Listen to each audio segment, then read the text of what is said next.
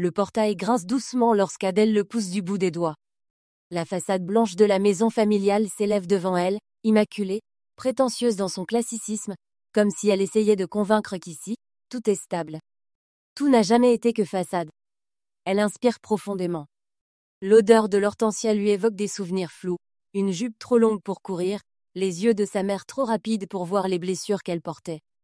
À l'intérieur, les bruits familiers surgissent, le tic-tac du grand carillon, la respiration pensive de sa mère lisant dans le salon.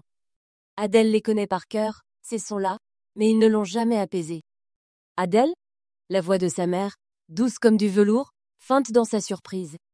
Elle apparaît dans l'encadrement de la porte, une main sur sa tasse, un sourire qui ne touche pas ses yeux. Maman. Le mot lui échappe, presque involontaire. Il sonne petit, presque fragile. Les retrouvailles sont pleines d'un malaise feutré. Le déjeuner est servi dans la véranda. Son père arrive en tailleur impeccable, la saluant d'un baiser rapide, distrait. Chloé descend en robe de soie, déjà accrochée au bras de son fiancé, souriante, pétillante, trop. Adèle observe. Tout le monde joue son rôle à la perfection. Une vie bien ordonnée, pensée pour paraître. Mais quelque chose a changé en elle. Elle n'a plus envie d'entrer dans leur chorégraphie. Je pense à retravailler la verrière, dit-elle en regardant la structure. Ses parents la dévisagent, surpris, ajouter un mur porteur. Peut-être une trame bois-métal ? Ça donnerait un style plus contemporain. Il hoche la tête, poliment. Il ne s'agit pas d'eux, ils ne comprennent pas. Pas encore. Chloé se penche pour verser du vin. Tu sais, maman et papa me laissent l'extension après mon mariage. C'est fou, non ? Un vrai nid d'amour. Adèle sourit. Lentement. Comme une marée montante, froide et inévitable. Quelques jours plus tard, seule dans la pièce vide, qui deviendra chambre pour d'autres, elle effleure les murs qu'elle a elle-même dessinés. Dans leurs veines circule encore un peu de son rêve. Mais désormais, elle ne vit plus dans l'illusion. La famille n'est pas un refuge quand elle vous arrache les fondations. Elle ouvre un tiroir ancien, et y retrouve une boîte à photos poussiéreuse. L'image glisse entre ses doigts. Un homme, une femme, un passé qui n'était pas censé refaire surface. Et un sourire, étrangement familier, et le matin était limpide, presque trop. Le soleil filtrait, à travers les grandes baies vitrées, de ce qui aurait dû être son sanctuaire. Adèle observait silencieusement les lignes modernes, et épurées de l'extension, qu'elle avait imaginées pierre par pierre, comme un cœur battant greffé au vieux manoir familial. Mais désormais, tout résonnait de vide. C'était censé être son renouveau. Un espace à son image, lumineux, ouvert, solide. Le grondement sourd de l'injustice n'avait toujours pas quitté sa poitrine. Ses parents l'avaient trahi avec le sourire, sous les rires feutrés des invités, sous les flashs des téléphones et les applaudissements polis. Chloé s'était pavanée ce jour-là, rayonnante comme toujours, inconsciente ou peut-être pas de la douleur silencieuse d'Adèle. Ce matin-là, Adèle se souvenait de la passion qu'elle avait mise à concevoir ce projet. Chaque contour, chaque matériau choisi, chaque optimisation d'espace. Une maison dans la maison, un cocon autonome mais enraciné, un symbole de renaissance. Et pourtant, une décision prise à son insu avait tout transformé en cage dorée offerte à une autre. Mais dans la transparence du verre, Adèle trouvait paradoxalement sa force. Ce matériau qu'elle avait privilégié, elle le comprenait mieux que personne, beau mais fragile, lumineux mais impitoyable, révélant tout ce que l'on veut cacher. Ses parents voulaient des façades lisses, des vitres sans traces. Ils n'avaient pas prévu qu'une architecte sache aussi bien construire que déconstruire. Elle poussa doucement la porte vitrée pour entrer. La fraîcheur des pièces la saisit. Quelque chose avait changé. Non pas l'espace, mais sa perception du lieu. Là où elle voyait autrefois une promesse, elle voyait à présent un levier. Ce n'était plus le fruit volé d'un projet, mais une pièce centrale dans un plan plus vaste. Une scène, un point de départ. Une lettre posée sur la table lui rappelait la signature de sa clause légale. Elle sourit en pensant à ce petit ajout anodin qu'elle avait exigé, au cas où, comme elle l'avait dit à l'époque. Un simple accord, mais qui changeait désormais tout. Son travail ne pouvait pas être transféré sans son autorisation expresse. Légalement, l'extension ne leur appartenait pas encore totalement. Dans ce silence de verre, Adèle redressa les épaules. Ce n'était pas un adieu, c'était un commencement. Elle avait perdu une bataille, mais désormais, elle redessinait les fondations. Les siennes. Celles qu'on ne pouvait plus lui arracher. L'odeur du bois neuf et du béton huilé flottait dans l'air comme un parfum de victoire. Adèle observait la structure enfin achevée, chaque ligne de la façade rendant hommage aux croquis qu'elle avait accumulés durant des nuits blanches. L'extension s'érigeait telle une promesse d'un nouveau départ, une forteresse moderne accolée aux pierres fatiguées de la maison familiale. C'était sa revanche douce sur les années d'indifférence. Lorsqu'elle était revenue après sa rupture, les mots de son père lui étaient restés en mémoire. « Tu mérites enfin ton propre espace ici, Adèle. » C'est elle, c'est ta maison maintenant. Elle avait cru à une réconciliation. Peut-être même à un peu d'amour tardif. Alors elle avait tout donné. Son temps, ses économies, son expertise. Elle avait conçu quelque chose de solide, fonctionnel et empli d'émotions. Chaque pièce portait en elle un fragment de résilience. Le jour de l'inauguration, la maison débordait de monde. Famille, amis, voisins en complet bien repassés. Chloé papillonnait parmi eux dans une robe ivoire et un rire cristallin, comme si elle planait au-dessus des règles. Adèle, en retrait, observait discrètement. Elle pensait être prête pour l'annonce publique. Le moment où ses parents confirmeraient ce qui avait été dit à voix basse pendant les repas et répété lors de promenades étrangement douces. Elle était pour elle. Puis, son père se leva, une coupe de champagne à la main. Nous voulions aujourd'hui offrir quelque chose de spécial à notre fille. Chloé, un souffle collectif, et poli dans la foule. Adèle cessa de respirer. Ses yeux restèrent figés sur le verre tremblant de sa sœur, qui s'avançait déjà pour embrasser leurs parents comme si cette scène avait été répétée. Les mots suivants se perdirent dans un brouillard. Cadeau de fiançailles, avenir radieux, espace conçu avec amour pour accueillir une nouvelle vie ensemble. Tout s'effaçait. Il n'y avait plus rien que le bruit assourdissant de la trahison. Les coudes de quelques invités tapotaient son épaule, tentative maladroite de consolation. Elle recula lentement, cherchant de l'air alors que son univers s'effondrait. Son extension, son avenir. Donné comme on donnerait un vin ancien, un bibelot familial. Elle comprit, à cet instant précis, que tout ce qu'on lui avait promis n'était qu'un leurre. Une construction soigneusement érigée sur du vide, sur du vent. Et derrière les sourires figés et les applaudissements polis, elle sentit quelque chose se durcir en elle. Pas de la colère, pas encore, mais une graine. Celle d'un plan. Et la grande table de bois massif était dressée comme pour un banquet royal. Lustre étincelant, argenterie lustrée, bouquet d'hortensia et de pivoine blanche composant un tableau presque figé. Les invités, en tenue élégante, conversaient à voix feutrée en sirotant du champagne millésimé. Adèle, assise en bout de table, observait la scène avec un mélange d'appréhension et de fierté. L'extension, résultat de mois de travail acharné et de nuits blanches, brillait de ses lignes épurées et de ses volumes baignés de lumière. C'était sa vision, son ouvrage, son espoir secret de réconciliation. À table, les félicitations pleuvaient. Quelle transformation magnifique! On voit bien la patte d'une architecte passionnée. Lança un voisin. Adèle sourit poliment, le cœur gonflé d'un espoir enfantin. Peut-être ce soir marquerait-il le début d'une nouvelle ère, une reconnaissance enfin accordée. Son père leva son verre, racla sa gorge, et se leva. « Mes chers amis, nous sommes réunis ce soir pour célébrer bien plus qu'une rénovation. Nous célébrons l'amour, l'avenir, et un beau projet de vie, » murmura-t-il avec solennité. Les regards se croisèrent, les conversations se turent. Ce soir, nous avons l'honneur d'annoncer les fiançailles de notre chère Chloé, et... Il désigna alors l'extension derrière lui. De lui offrir cette nouvelle aile comme cadeau de mariage. Le silence fut glacial. Une fraque, d'instant suspendu dans le vide. Puis, des applaudissements jaillirent. Des hauts émerveillés. Des sourires complices. Tout le monde semblait ravi, sauf Adèle. Assise, figée, les mots de son père résonnaient dans sa tête comme des coups de marteau. Elle sentit les regards glisser vers elle, curieux, gênés ou simplement ignorants. Elle tenta un sourire crispé, mais ses mains tremblaient sous la nappe. Personne ne remarquait la fissure dans ses yeux, sauf peut-être Cédric, au fond de la pièce, le regard assombri. Elle avait dessiné chaque ligne de cette extension, choisi chaque pierre, chaque texture. Elle y avait vu une promesse, un geste d'amour tardif, la validation d'une fille enfin reconnue. Mais ce soir, tout s'effondrait. Il ne s'agissait jamais d'elle. Toujours Chloé. Toujours l'apparence, le conte de fées bien ficelé. L'ironie blessait plus fort que toute gifle. On lui avait volé son œuvre pour orner le récit d'une autre. Elle se leva discrètement, sans un mot, juste un regard long vers ses parents. Silencieux. Peut-être plus douloureux que n'importe quel CRI, et le salon était silencieux, baignée dans la lumière pâle d'un après-midi gris. Adèle, seule face à l'ancien album photo de ses parents, tournait chaque page avec une lenteur quasi liturgique. Les odeurs de cuir usé et de papier ancien flottaient dans l'air, déclenchant des souvenirs d'enfance qu'elle aurait préféré oublier. C'est alors qu'un cliché attira son regard. Une photo jaunie, glissée entre deux pages sans légende, montra son père, bien plus jeune, tenant une femme inconnue par la taille. Ce n'est pas tant leur proximité qui troubla Adèle, mais le visage de cette femme. Un sourire, une fossette, une familiarité indéniable.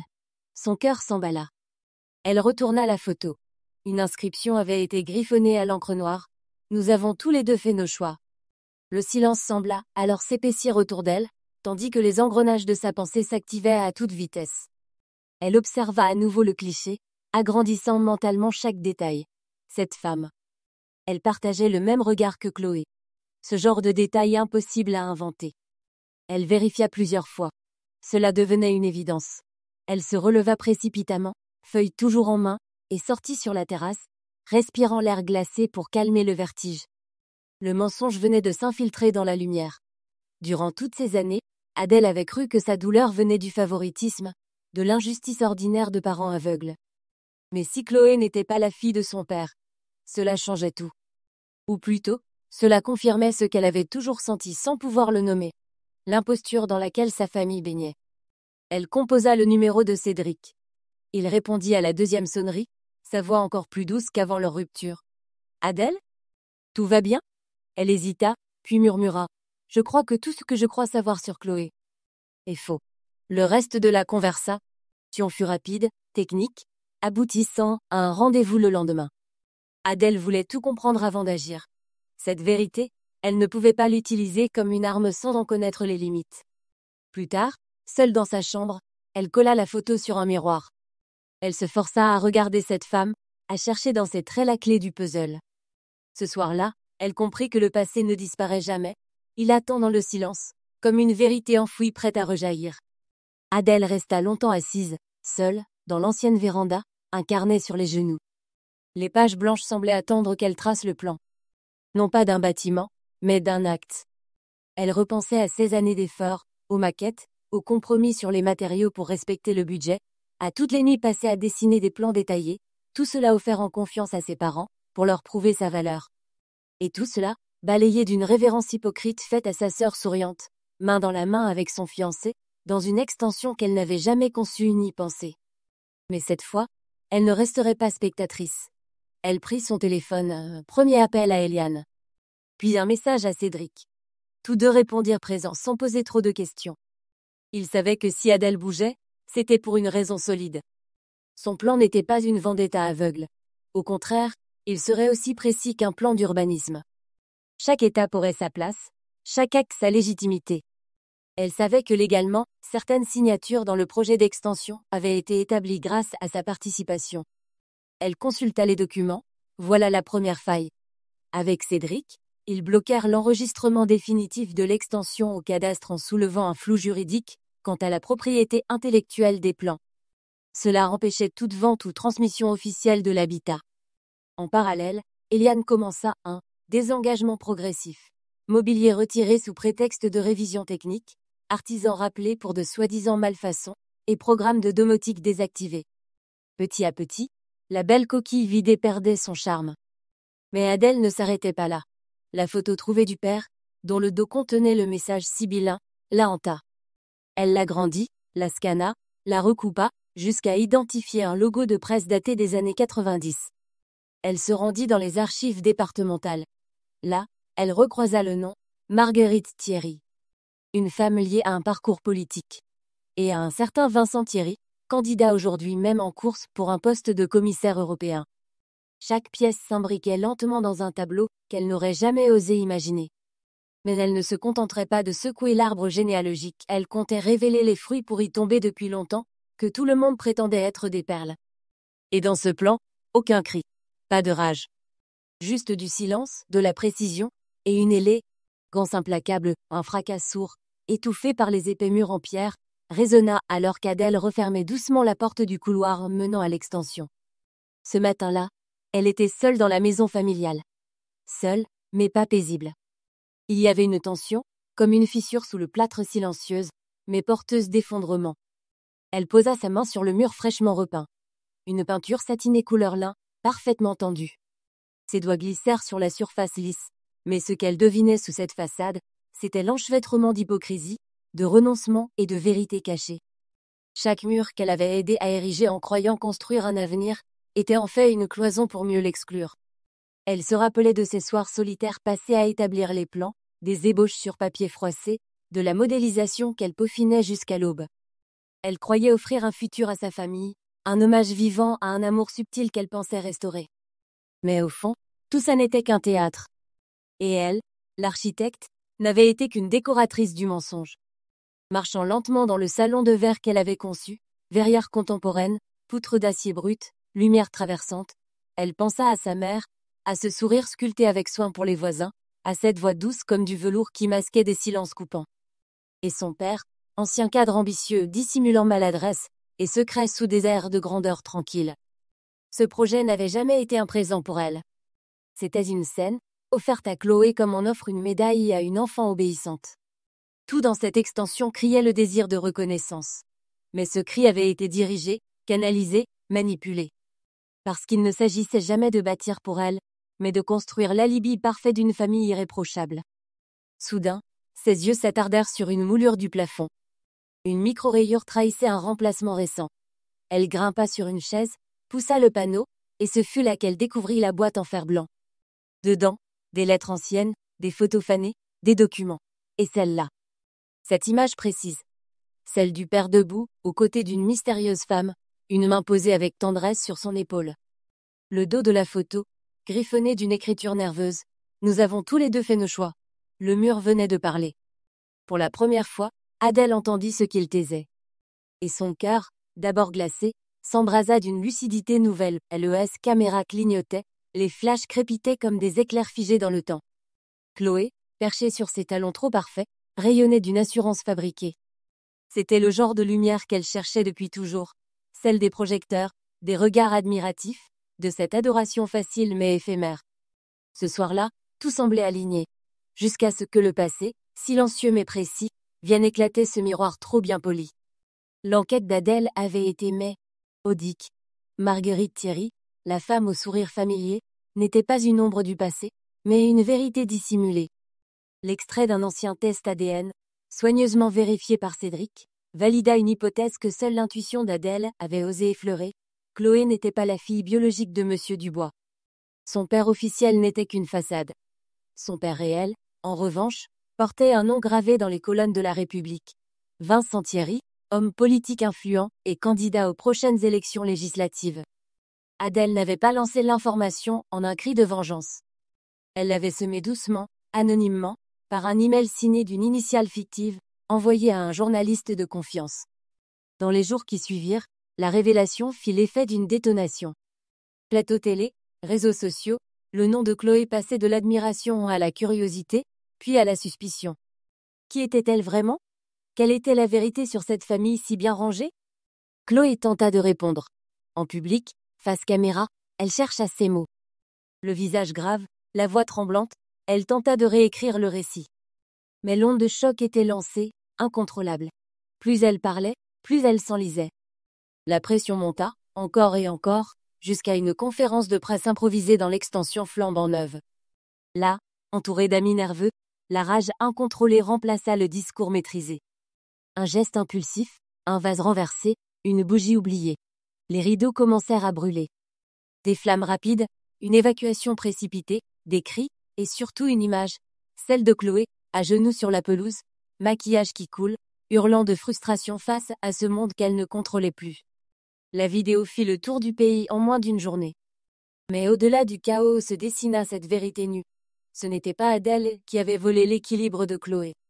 C'était le secret, trop longtemps enfoui, qui l'avait asphyxiée. Sous les projecteurs, Chloé cessa d'être une princesse intouchable pour redevenir une fille soudain humaine, perdue, réclamant l'amour qu'on lui avait confisqué en silence. Et le restaurant était baigné d'une lumière dorée tamisée, mais l'atmosphère entre Adèle et sa mère refroidissait l'air alentour. Leur table, impeccablement dressée, semblait trancher avec la tension silencieuse qui les entourait. Les couverts étaient posés comme des armes, prêt à servir dans un duel feutré. Adèle fixait sa mère, les mains jointes devant elle, déterminée à ne plus faiblir. « Tu savais pour Marguerite, n'est-ce pas ?» demanda-t-elle d'une voix basse, presque calme. La mère d'Adèle haussa les sourcils, feignant l'incompréhension. Mais une ombre passa furtivement dans son regard, un soupçon de vérité percée. Elle replia soigneusement sa serviette sur ses genoux, réponse muette à une question qu'elle n'osait affronter à voix haute. Adèle poursuivit, plus ferme. « Vous m'avez utilisé. Mon talent, mon argent. Et le rêve que je croyais enfin partager, vous l'avez offert à celle que vous pensiez plus facile à aimer que moi. » La mère soupira. « Ce n'était pas si simple. Ta sœur avait besoin de repères. Elle avait besoin d'un trophée de plus à exhiber. Vous confondez toujours affection et apparence. » Adèle se redressa, sortant une enveloppe de son sac. « J'ai racheté la maison. Par une société que vous n'auriez jamais su reconnaître. » Le choc fut visible. La mère chancela légèrement sur sa chaise. « Tu plaisantes. » Adèle secoua lentement la tête. « Je ne plaisante plus. Vous m'avez poussé à comprendre que pour exister, je devais créer hors de votre regard. » Elle laissa tomber l'enveloppe sur la table, où était glissé l'acte notarié, et des photos du centre en cours de transformation. Le visage de sa mère se figea, partagé entre l'incrédulité et une peur sourde. Les ruines de leur empire familial n'étaient plus symboliques. Elles étaient désormais concrètes. Le serveur s'approcha avec les plats, ignorant le tremblement sous-jacent de la scène. Adèle leva une coupe, non pas pour trinquer, mais pour marquer la fin. « Voici le festin que vous avez préparé. Celui de vos choix, de vos silences, de votre aveuglement. » Elle goûta une bouchée, puis ajouta doucement, « Il est amer, je vous l'accorde. Mais c'est celui de la vérité. » Sa mère ne répondit pas. Elle détourna les yeux. Dans ce silence lourd, Adèle sentit enfin un espace s'ouvrir, un pas franchi vers une reconstruction personnelle où elle serait, cette fois, l'unique architecte du sens. Et le matin était calme. Pour la première fois depuis des semaines, Adèle se réveilla sans cette boule au ventre. L'air était encore un peu frais, les fenêtres légèrement entr'ouvertes. Le silence n'était plus pesant, mais réconfortant. Elle parcourut du regard la pièce. Ce qui fut autrefois un salon glacé, inaccessible, appartenait désormais à son univers. Le parquet craquait doucement sous ses pas, et les murs, bien que marqués par le passé, semblaient lui souhaiter la bienvenue. Il n'avait fallu que quelques mois, et une série de décisions douloureuses pour en arriver ici. Le nom sur l'acte de propriété n'était pas le sien, mais celui d'une société dont elle était l'unique détentrice. Personne n'avait vu venir ce retournement. Pas même Chloé, ni leurs parents. Dans la cuisine dépouillée, elle sirotait son café et regardait les plans qu'elle venait d'étaler. Un projet bien différent de ce qu'on avait tenté de lui imposer. Un lieu vivant, partagé, sincère. Un centre communautaire, où des jeunes artistes et architectes sans appui pourraient créer, apprendre, et se sentir accueillis. L'extension, autrefois l'objet du conflit, devenait un cocon transformé. Des verrières ouvertes sur le jardin, du mobilier pensé pour durer, une salle d'exposition en contrebas. Eliane passa la porte en souriant, un rouleau de tissu sous le bras. « On commence à poser les rideaux aujourd'hui. Tu vas voir, ça change tout, même l'âme d'une pièce. » Adèle sourit, le cœur plus léger. Travailler aux côtés de sa meilleure amie, réveiller ce lieu autrefois figé. C'était déjà une petite victoire. Quelques jours plus tard, une lettre arriva. L'écriture familière de Chloé, hésitante, irrégulière. Elle y reconnaissait ses erreurs, évoquait les attentes écrasantes, les faux-semblants, et exprimait un souhait étrange. Comprendre enfin qui elles étaient, hors du regard parental. Pour la première fois, l'encre semblait porter un vrai désir de réconciliation. Adèle ne répondit pas tout de suite. Elle observa simplement les jeunes architectes en train d'installer leur maquette dans la grande salle baignée de lumière. Chaque plan déposé sur une table était une promesse. Chaque conversation murmurée, un début de rêve. Il n'y avait plus rien à prouver. Elle n'était plus une invitée dans cette maison, ni une fille qui attendait qu'on la choisisse. Elle l'avait reconstruite, pierre après pierre, décision après blessure. Ce n'était pas une revanche qu'elle savourait, mais une nouvelle fondation. Plus forte, plus noble. Élevée non sur les ruines d'un passé brisé, mais sur la vérité, la volonté et la liberté.